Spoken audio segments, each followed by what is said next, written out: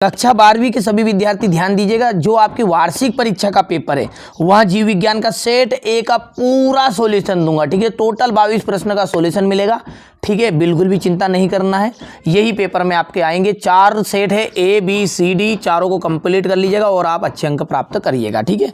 दमनकारी प्रोटीन किसके द्वारा बनती है? तो नियंत्रक जीन के द्वारा। भ्रूणपोष जो है, भ्रूणपोष वो त्रिगुणित होता है। एमनियोसेंटेसिस निम्न में से निम्न का विश्लेषण करता है, होता है। तो यह एमनियोटिक द्रव का VAM है कवक। कवक का जो पादप जड़ों के साथ सहजीवी संबंध का उदाहरण है माइकोराइजा। मनुष्य के मादा जनन चक्र में अंडोत्सर्ग कब होता है? तो वो होता है 14वें दिन में। कितने दिन में? 14, ठीक है।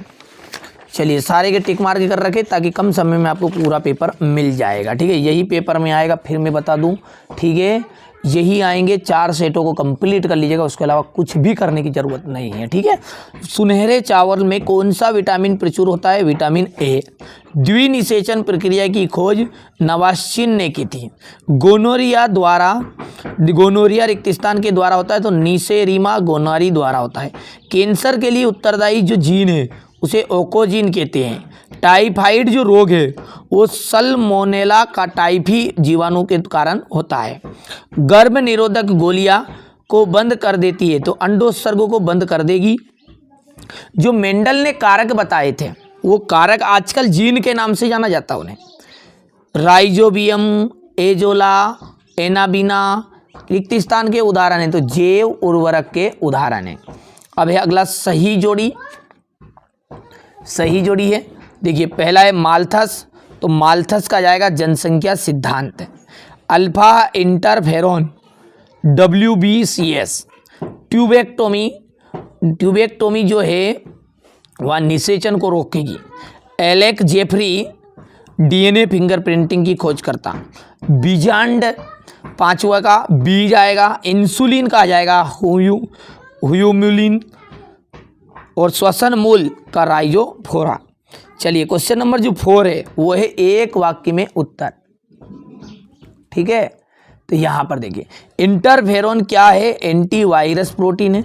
एक उभयचर पौधे का नाम बताइए। रेननकुलस। प्रवाह का 10% नियम देने का श्रेय किसे जाता है? लिंडमैन को जाता है, ठीक है। यहाँ पर देखिए GMGU से क्या तात्पर्य है? अनुवांशिक रूप से रूपांतरित जीव। IUCD का पूरा नाम लिखिए। इंट्रायूरेटिन, ठीक है, कंट्रासेप्टिव डिवाइस।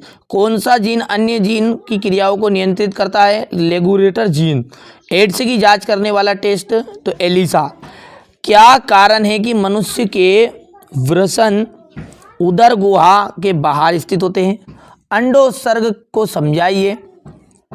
एक प्रारूपिक पुष्प की लंबवत काट का नामांकित चित्र बताना है। यही प्रश्न आएंगे आपके वार्षिक पेपर में, ठीक है। अच्छे से कंप्लीट करिएगा। प्रसव क्या है? इसको प्रेरित करने वाले हार्मोन्स के नाम लिखिए। प्लेसेंटा के कार्य।